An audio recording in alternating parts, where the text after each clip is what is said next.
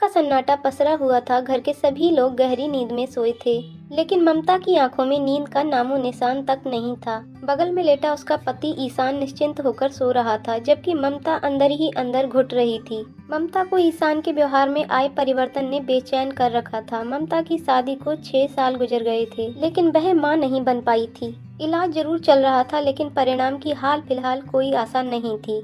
रात के तीसरे पहर ईशान की नींद खुली। बिस्तर टटोला तो उसे ममता नजर नहीं आई। उसने उठकर बल्ब का स्विच ऑन किया। देखा ममता बिस्तर के एक कोने में घुटनों में मुंह छुपाए बैठी थी। उसे इस हालत में देखकर ईशान ने पूछा, ममता तुम अभी तक सोई नहीं?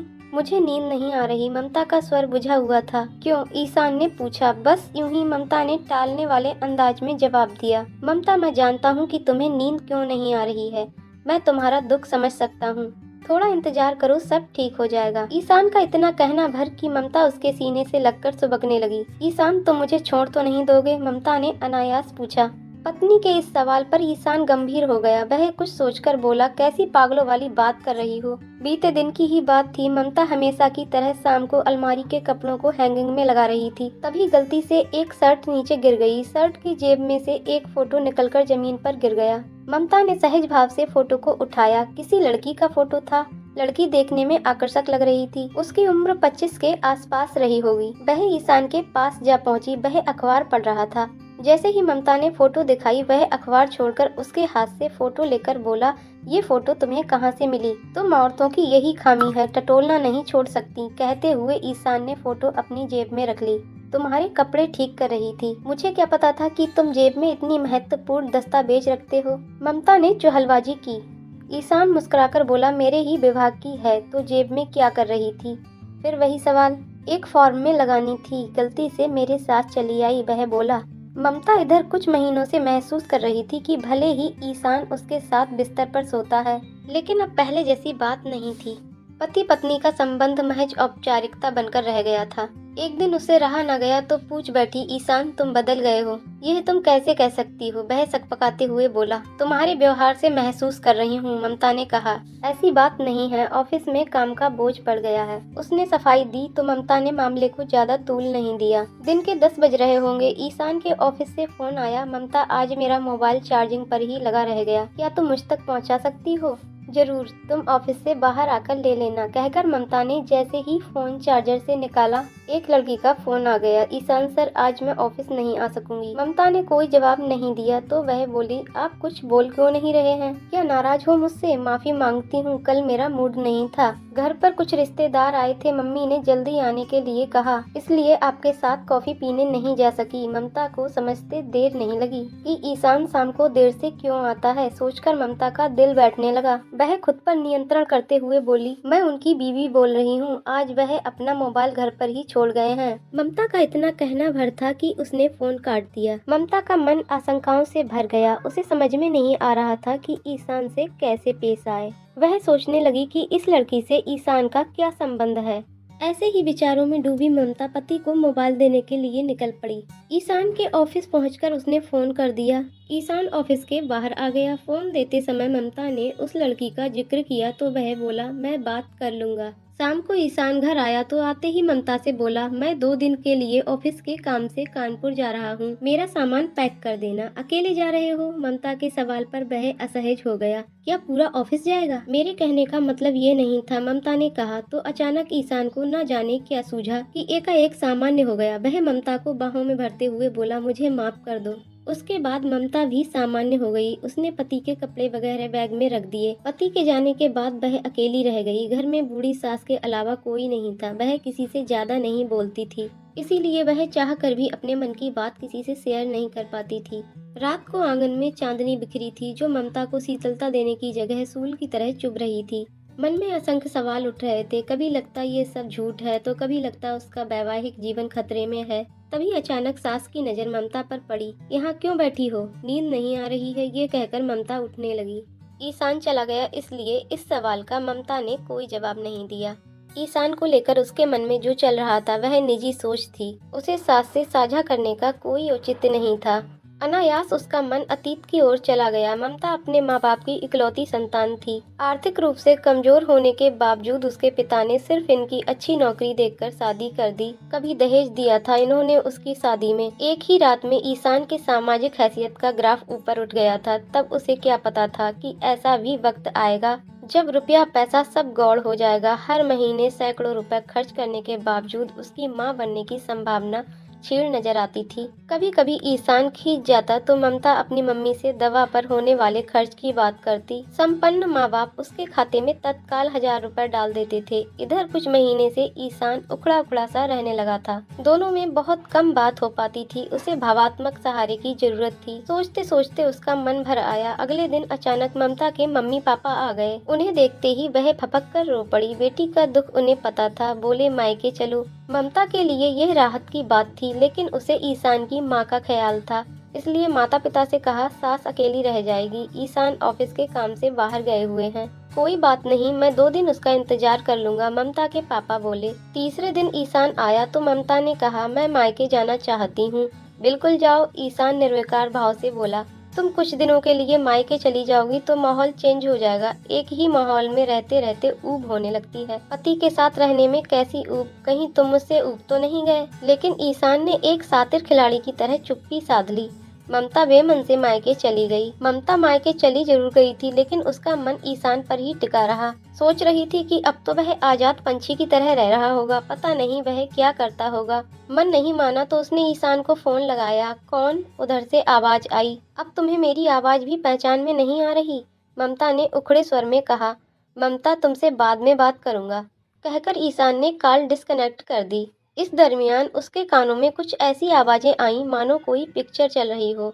घड़ी की तरफ देखा तो शाम के 5 बज रहे थे। शक के कीड़े फिर कुलबुलाए। ईशान कहीं अपनी उसी सहकर्मी के साथ पिक्चर तो नहीं देख रहा। यह सोचकर ममता की बेचैनी और बढ़ गई। ममता की माँ की नजर उस पर पड़ी तो वह बोली, अकेले क्यों बैठी हो? तो कहाँ जाऊँ? ममता झल्लाई। जब से आई हो परेशान दिख रही हो। ईशान से कुछ कहा सुनी तो नहीं हो गई? माँ ने पूछा। हाँ हाँ, मैं ही बुरी हूँ, झगड़ालू हूँ। ममता रुआसी हो गई। माँ ने करीब आकर स्नेह से उसके सिर पर हाथ फेरा तो वह शांत हो गई। ममता को मायके में रहते हुए 15 दिन हो गए। इस बीच 1-2 बार ईशान का फोन आया, लेकिन मात्र औपचारिकता के लिए। एक दिन ममता की सास का फोन आया। ममता, कब आ रही हो? मम्मी जी, मैं जानती हूँ आपको मेरी फिक्र है, लेकिन ईशान ने एक बार भी नहीं कहा कि आ जाओ। जब उसे मेरी जरूरत ही नहीं तो मैं आकर क्या करूँगी? ममता ने कहा। ऐसे कैसे हो सकता है? उसने तो तुम्हें कई बार फोन किया। सास बोली। वह तो कह रहा था कि तुम आने के लिए तैयार नहीं हो। सास की बात सुनकर ममता तिलमिला गई। अब ईशान झूठ भी बोलने लगा था। काफी सोच विचार कर ममता ने वापस ससुराल जाने का मन बनाया। ईशान के मन में क्या चल रहा है ये जानना उसके लिए बेहद जरूरी था। वह अपनी ससुराल चली गई। ईशान ने अचानक आई ममता को देखा तो अचकचा गया। बोला, बताया होता तो मैं लेने आ जाता। तुम्हें फुर्सत हो तब ना। ममता के चेहरे पर व्यंग की रेखा खिंच गई। ईशान ने ममता को मनाने की कोशिश की। आज शाम को पिक्चर चलते हैं। नहीं जाना मुझे पिक्चर, वह बोली। जैसी तुम्हारी मर्जी, कहकर ईशान अपने दूसरे कामों में लग गया। एक दिन ईशान गंभीर था। ममता को एहसास हो गया था कि उसके मस्तिष्क में कुछ चल रहा है। उस वक्त ममता कोई किताब पढ़ रही थी, लेकिन बीच बीच में ईशान के चेहरे पर आते जाते भाव को चोर नजरों से देख लेती थी। ममता, मैं आशा से शादी करना चाहता हूँ। ईशान का इतना कहना भर था कि ममता की जिंदगी में भूचाल सा आ गया। उसने किताब एक तरफ रखी। मेरा शक ठीक निकला। आशा नाम है ना उसका? बहुत खूब। ममता हंसी। ममता की हंसी में रोज भी था तो बेवफाई की एक गहरी पीड़ा भी, जिसका एहसास सिर्फ उस स्त्री को हो सकता है जिसने पति को देवता मानकर अपना सब कुछ न्योछावर कर दिया हो। तुम ऐसा सोच भी कैसे सकते हो? मैं अभी जिंदा हूँ, वह बोली। काफी सोच समझकर मैंने ये फैसला लिया है। ईशान ने कहा, डॉक्टर ने साफ कह दिया है कि तुम्हारे माँ बनने की संभावना क्षीण है। नहीं बनूंगी, मगर इस घर में सौतन कभी नहीं आएगी। कैसी बेगैरत लड़की है, एक शादीशुदा मर्द को फंसाया, और तुम कैसे पुरुष हो जिसने लाज शर्म सबको ताक पर रखकर एक लड़की को जाल में फांस लिया। वह स्वयं तैयार है। मैं तुमसे बहस नहीं करना चाहता। बात काफी बढ़ चुकी है। वह प्रेग्नेंट है, बगैर शादी के। वह चौकी। उसकी इजाजत तुमसे चाहता हूँ। ना दूं तो तुम्हारी मर्जी। अगर तुम माँ बन सकती तो ये नौबत नहीं आती। सोचो, अगर तुम बाप नहीं बन पाते और मैं यही रास्ता अपनाती तो क्या तुम मुझे ऐसे ही इजाजत देते? ईशान के पास इसका कोई जवाब नहीं था। ममता की मनोदशा अब एक परकटे परिंदे की तरह हो गई थी। जब कुछ नहीं सूझा तो वह गुस्से में बोली, बताओ तुमने मेरे साथ इतना बड़ा धोखा क्यों किया? क्यों मेरे अस्तित्व को गाली दी? क्या सोचा था कि मेरी नाक के नीचे व्यभिचार करोगे और मैं चुप बैठी रहूंगी? तो जाओ चिल्लाओ, कुछ मिलने वाला नहीं है। ईशान भी ढिठाई पर उतर आया। अगर ना चिल्लाऊं तो बड़ी माँ का दर्जा मिलेगा, ईशान ने कहा। तुम्हारी उस रखैल के बच्चे की बड़ी माँ का दर्जा? घिन आती है मुझे उसके नाम से। ईशान ने गुस्से में ममता को मारने के लिए हाथ उठाया। खबरदार जो मुझे हाथ लगाया। ममता के तेवर देखकर ईशान ने हाथ पीछे खींच लिया। उस रात जो कुछ हुआ उससे ममता का मन व्यथित था। सुबह उसका किसी काम में मन नहीं लगा। वह बीमारी का बहाना बनाकर लेटी रही। ईशान ऑफिस चला गया, तब उठी।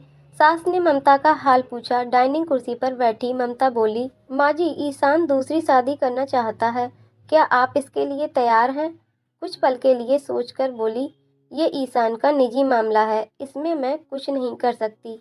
इसका मतलब ईशान के इस फैसले पर आपको कोई आपत्ति नहीं है? ममता ने पूछा। देखो ममता, हर आदमी बाप बनना चाहता है। उसने भरसक प्रयास किया। जब डॉक्टरों ने तुम्हारे बारे में साफ साफ कह दिया तो वह जो कर रहा है उसमें मैं कुछ भी नहीं कर सकती। ऐसे कैसे हो सकता है कि एक छत के नीचे मेरी सौत रहे? ये तुम्हें सोचना होगा। रही मान सम्मान की बात, तो मैं जब तक रहूंगी तुम्हें कोई तकलीफ नहीं होगी। ना रही तब? ममता ने कहा। सास ने कोई जवाब नहीं दिया। ईशान ऑफिस से देर से आया। आने के बाद कपड़े उतारकर बिना खाए पिए बिस्तर पर पड़ गया। ममता सोच रही थी कि किस हक से ईशान से मनोहार करे, पर मन नहीं माना। खाना लगा दूं? मैं खाना खाकर आया हूँ। सुनते ही ममता का पारा चढ़ गया, क्योंकि वह जानती थी कि खाना किसके साथ खाया होगा। गुस्से में ममता भी बिना खाए पिए अलग बिस्तर लगाकर सोने चली गई। नींद आने का सवाल ही नहीं था। बार बार मन एक ही बात पर आ टिकता। ईशान के बारे में उसने जैसा सोचा था वह उससे अलग निकला। उसे सपने में भी भान नहीं था कि वह ऐसा कदम भी उठा सकता है। क्या सोचा है तुमने? ईशान का स्वर अपेक्षाकृत धीमा था। जब तुमने फैसला ले ही लिया है तो मैं कुछ नहीं कर सकती, पर इतना जरूर बता दो कि मेरी घर में क्या स्थिति होगी। स्वामिनी या नौकरानी, अर्धांगिनी तो अब कोई और कहलाएगी। ममता भरे मन से बोली, तुम्हारा दर्जा बरकरार रहेगा। ईशान का चेहरा खिल गया। रात का बंटवारा कैसे करोगे? ममता के इस अप्रत्याशित सवाल पर वह सकपका गया। जब कुछ नहीं सूझा तो उल्टे उसी पर थोप दिया। ममता गुस्से में बोली, आशा से प्यार मुझसे राय लेकर किया था? ईशान ममता के कथन पर झल्ला गया। पुराने पन्ने पलटने से कोई फायदा नहीं। ममता ने ये खबर अपने मायके पहुंचा दी। उसके मम्मी पापा भाई बहन सभी रोष से भर गए। पापा तल्ख स्वर में बोले, ममता तुम यहीं चली आओ, कोई जरूरत नहीं है उसके पास रहने की। वहाँ आकर क्या मिलेगा? एक नीरस उबाऊ जिंदगी। सबका अपना लक्ष्य रहेगा, वही मेरे लिए एक बांझ स्त्री का अभिशप्त जीवन। बहुत होगा, किसी स्कूल में नौकरी कर लूंगी, क्या इससे मेरा दुख कम हो जाएगा? कहते कहते ममता की आंखों में आंसू भर आए। मैं तुम्हारी दूसरी शादी करवा दूंगा। पापा बोले, कोई जरूरत नहीं, वहाँ भी दूसरों के बच्चे पालने होंगे, इससे अच्छा सौतन के ही खिलाऊं। मैं उसे जेल भिजवा दूंगा। पिता ने कहा, उससे क्या मिलेगा? क्या बेहतर है कि समय का इंतजार करूं? हो सकता है मेरी गोद भर जाए। ममता ने आशा नहीं छोड़ी थी। अंततः ईशान ने अपनी मर्जी से आशा से शादी कर ली। उसकी पत्नी बनकर वह घर में आ गई। ऑफिस से आकर ईशान सबसे पहले ममता के कमरे में आता था, पर जल्दी ही उसे ममता से ऊब होने लगी। आशा की खुशबू वह ममता के कमरे तक महसूस करता, फिर तेजी से चलकर उसके पास जाता। आशा उसी के इंतजार में सज धज कर बैठी रहती। गोरी चिट्टी आशा जब होठों पर लिपस्टिक लगाती तो उसके होठ गुलाब की पंखुड़ियों जैसे लगते थे। एक हफ्ते बाद पहली बार ईशान रात बिताने ममता के पास आया। ममता को कहीं न कहीं विश्वास था कि वह माँ अवश्य बनेगी। बेमन से उसके पास 2 घंटे बिताकर वह आशा के पास चला गया। ममता अपने अरमानों का कत्ल होते देखती रही। ईशान उसकी भावनाओं को रौंद रहा था। सोचते सोचते उसकी आंखें भीग गईं। एक दिन वह भी आया जब आशा माँ बनने वाली थी। ईशान काफी परेशान था। ममता से बोला, हो सके तो अस्पताल में तुम रह जाओ, पता नहीं किस चीज की जरूरत पड़े।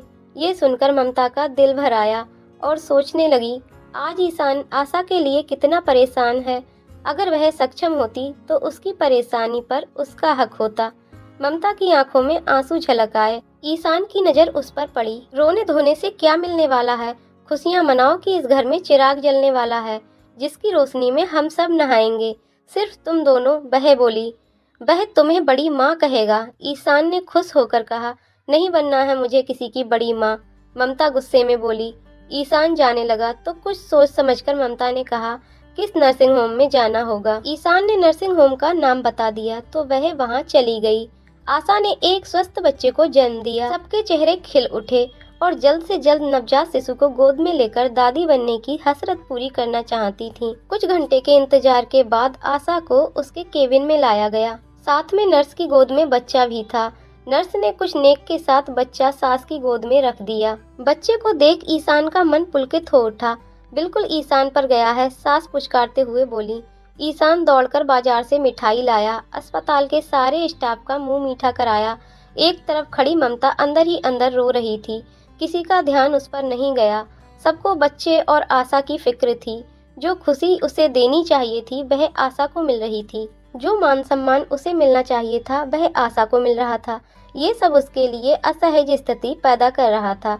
मौका देखकर वह बिना बताए घर लौट आई। बिस्तर पर पड़ते ही वह फूट फूट कर रोने लगी, क्योंकि यहाँ उसका रुदन सुनने वाला कोई नहीं था। तभी माँ का फोन आया। वह फोन पर ही रोने लगी।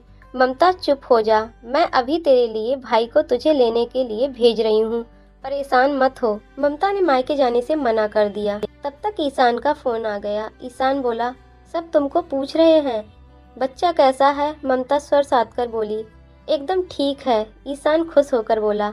कुछ दिन अस्पताल में रहकर आशा घर आ गई। ईशान को तो बहाना मिल गया आशा के साथ रहने का, बच्चा खिलाने के नाम पर। अब वह ममता की खबर भी लेना भूल गया।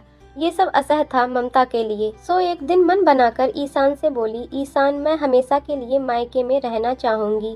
क्यों? यहाँ मेरा मन नहीं लगता। वहाँ मेरा सुख दुख बांटने वाले मेरे माँ बाप तो हैं। तुम्हें यहाँ किस बात की कमी है? सुनकर एक बार फिर से उसका मन भीग गया, पर जाहिर नहीं होने दिया। परसों मेरा भाई आ रहा है। मुझे नहीं लगता अब यहाँ मेरी जरूरत है। मैं एक काम वाली बाई बनकर रह गई हूँ। तुम ऐसा क्यों कह रही हो? ऐसा ही है। बात को तूल न देते हुए वह अपने कमरे में आई और सामान पैक करना शुरू कर दिया। जैसे जैसे सामान पैक करती रुलाई फूट पड़ती। कभी सोचा तक नहीं था कि एक दिन ऐसी स्थिति आएगी जब इस घर की दीवारें उसके लिए बेगानी हो जाएंगी। कभी यही दीवारें उसके लिए नई नवेली दुल्हन बनाने की गवाह थीं। जब वह पहली बार घर आई थी तो लगता था कि ये सब उस पर फूल बरसा रही हैं, मगर आजकल कोठरी सरीखी लग रही थी।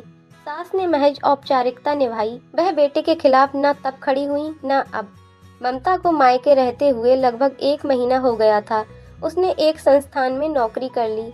शुरू में कभी कभार ईशान का फोन आ जाता था। उसने उसे खर्च के लिए रुपए देने की पेशकश की, मगर ममता ने मना कर दिया। देखते देखते 6 महीने गुजर गए। ईशान अपनी नई पत्नी के साथ खुश था। अचानक एक दिन उसके ऑफिस में एक युवक उससे मिलने आया। ईशान उसे लेकर एक रेस्टोरेंट में चला गया। जैसे जैसे वह युवक ईशान से अपनी बात कहता, वैसे वैसे ईशान के माथे पर चिंता की लकीरें बढ़ती जाती। तुम्हारे पास सबूत क्या है? ईशान बोला। उसने अदालत के कागजात ईशान को दिखाए, जिसमें गवाह के रूप में उन सभी के हस्ताक्षर थे जिसके बारे में वह सोच भी नहीं सकता था। अब तुम चाहते क्या हो? ईशान ने उससे पूछा। वह आज भी मेरी पत्नी है, बाकी आप जो फैसला लें, कहकर उस युवक ने ईशान को ऐसे भंवरजाल में फंसा दिया कि उससे न हंसते बन रहा था न ही रोते। उसका मोबाइल नंबर लेने के बाद घर आया। उस समय आशा अपने बच्चे के साथ लेटी हुई थी। इकहरे बदन की आशा माँ बनने के बाद और भी निखर गई थी, जिससे सिवाय प्यार जताने के उसे कुछ नहीं सूझ रहा था। मगर हकीकत तो आखिर हकीकत होती है। वह बिना कपड़े उतारे चिंताग्रस्त होकर सोफे पर बैठ गया। ऐसे क्यों बैठा है? आशा क्या कर रही है? ईशान की माँ ने पूछा। सास की आवाज सुनकर आशा की तंद्रा टूटी। आप कब आए? वह अचकचा उठी। ये क्या हालत बना रखी है? ऑफिस में ज्यादा काम था क्या? देर क्यों हो गई? आशा के सवालों से वह खिसिया गया। क्या आते ही सवालों की झड़ी लगा दी? खुद तो दिन भर बच्चे का बहाना बनाकर लेटी रहती हो। पति मरे या जिए तुम्हें जरा भी चिंता नहीं रहती। ईशान के बदले तेवर ने आशा को असहज बना दिया। ऐसा पहली बार हुआ जब ईशान के बात करने का लहजा उसके प्रति असम्मानजनक था। मैंने ऐसा क्या कर दिया? ये तो रोज ही होता है। अब बच्चे को समय ना दूं तो क्या उसे अकेला छोड़ दूं? आशा ने भी उसी टोन में जवाब दिया। उस समय तो ईशान ने अपने आप पर नियंत्रण रखा, मगर जब परिस्थिति बदली तो मूल विषय पर आ गया।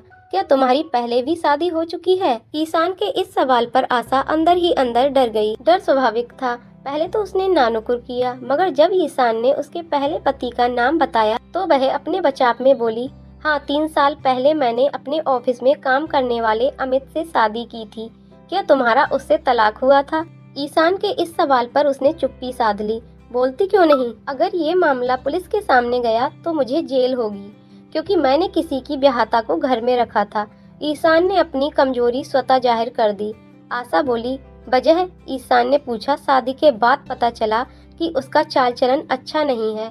वह न केवल शराबी था, बल्कि उसकी दूसरी औरतों से भी संबंध थे, इसलिए छोड़ दिया। शादी क्या गुड्डे गुड़ियों का खेल है, जो आज किसी से कर लिया और कल किसी और के साथ? ये सवाल आप मुझसे पूछ रहे हैं? आपने खुद शादी को मजाक बना कर रखा है। आशा अपने मूल स्वभाव पर आ गई। ईशान सन्न रह गया। जिसे उसने फूल सी कोमल समझा था, वह कांटों सरीखी निकली। क्या बक रही हो? वह चीखा। गलत क्या कहा? आपने ममता के साथ जो किया, क्या वो खेल नहीं था? ईशान को अपनी भूल का एहसास हुआ। अनायास उसका ध्यान ममता पर चला गया। उसे अफसोस होने लगा कि उसने ममता का विश्वास क्यों तोड़ा, पर अब क्या किया जा सकता था। ईशान, मैं जानती हूँ कि मुझसे गलती हुई, मुझे उसे तलाक दे देना चाहिए था। तुमने इस सच को मुझसे क्यों छुपाया? ईशान ने पूछा। मेरी आर्थिक स्थिति अच्छी नहीं थी। मैंने अमित से शादी की तब मेरे माता पिता दोनों की रजामंदी थी। वे दोनों इस शादी के गवाह थे, मगर बाद में हालात कुछ ऐसे बने कि मैंने अमित का घर हमेशा के लिए छोड़ दिया। 3 साल तक उसने मेरी कोई खबर नहीं ली, ना ही मैंने उसके बारे में जानने का प्रयास किया, ये सोचकर कि मामला खत्म हो चुका है। नौकरी के दौरान वह शहर में अकेला रहता था। बाद में पता चला कि उसने नौकरी छोड़ दी। मैंने सोचा या तो वह कहीं और नौकरी कर रहा होगा या अपने शहर लखनऊ चला गया होगा। तुम्हें पूरा विश्वास है कि वह लखनऊ का ही रहने वाला था? ईशान के सवाल पर वह किंचित परेशान दिखी। उसने बताया था तो मैंने मान लिया। आशा से बात करने पर ही ईशान को लगा कि या तो आशा पूरी तरह बेकसूर है या फिर वह खुद साजिश का शिकार हो चुका है। क्या तुम उसके साथ जाना पसंद करोगी? ईशान के इस सवाल पर वह विचलित हो गई। आप कैसे सोच सकते हैं कि मैं उसके साथ रहना पसंद करूंगी? मैं आपके बच्चे की माँ बन चुकी हूँ। कानूनन हमारा विवाह अवैध है। तुम भले ही ना फंसो, लेकिन तुम्हारे उस पति की शिकायत पर मुझे जेल हो सकती है। इस पर आशा ने कोई प्रतिक्रिया नहीं जताई। अगले दिन उसका फोन आया तो ईशान ने बाद में बात करने को कहा। इस बीच उसने वकील के माध्यम से इस विवाह की हकीकत को जानने का प्रयास किया। वकील ने बताया कि उन दोनों ने अदालत में शादी की है। ये जानकर ईशान और भी परेशान हो उठा। अगले दिन उस युवक का दोबारा फोन आया। आपने क्या सोचा है? तुम अब तक कहाँ थे? ईशान गुस्से में बोला। जहाँ भी था, इसका मतलब ये तो नहीं कि आप मेरी बीवी को अपनी बना लें। वह बोला, तुम चाहते क्या हो? ईशान मूल मुद्दे पर आ गया। आशा मुझे चाहिए। कुछ सोचकर ईशान बोला, वह तुम्हारे साथ जाना नहीं चाहती। ये सुनकर वह हंसने लगा। इसका मतलब ये तो नहीं कि आप उसे अपने घर में रख लें? उसका कहना ठीक था। मैं चाहता हूँ कि एक बार तुम उससे मिल लो। अगर वह तुम्हारे साथ जाना चाहेगी तो ले जाना, वरना तलाक देकर अपना रास्ता बदल लो। ईशान ने कहा, ठीक है। ईशान ने आशा को इस वार्तालाप से अवगत कराया। मैं उसका चेहरा तक देखना पसंद नहीं करूंगी। आपने कैसे सोच लिया कि मैं उसके साथ जाऊंगी? आशा की त्योरियां चढ़ गईं। बिना तलाक दिए मैं भी तुम्हें अपने पास रखना नहीं चाहूंगा। ईशान ने साफ कह दिया। आप होश में तो हैं? आपकी हिम्मत कैसे हुई ऐसा सोचने की? इस बार आशा के तेवर बिल्कुल अलग थे। कल तक जिसे वह छुई मुई समझता था, वह नागिन सी फुफकारने लगी थी। ऐसा रहा तो मुझे जहर खाकर मरना पड़ेगा। इस भंवरजाल से निकलने के लिए बस एक ही रास्ता बचा है मेरे लिए। ईशान रुआंसा हो गया। वह तुम्हें तलाक देगा? क्या इसके लिए तैयार हो?